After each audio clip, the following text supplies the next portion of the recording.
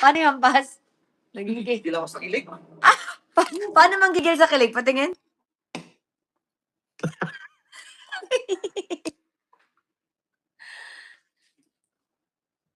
Oh, Chris, Yes. okay lang ba na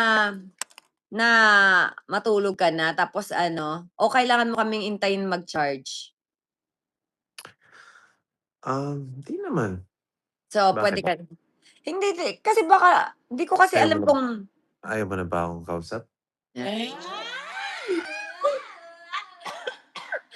pero yung mukha mo parang lasing na lasing ka na, Chris, itsura mo.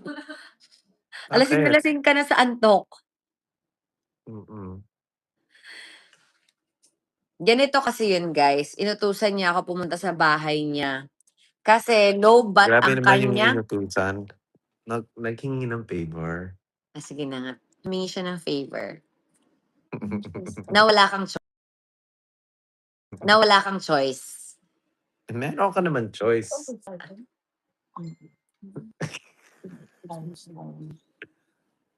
Mabait ka kasi. Tsura mo,